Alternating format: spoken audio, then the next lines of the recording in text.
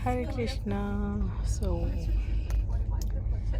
Telangana express ట్రైన్లో మేము యాక్చువల్గా సికింద్రాబాద్ నుంచి మధుర వరకు ట్రైన్ టికెట్స్ బుక్ చేసాం.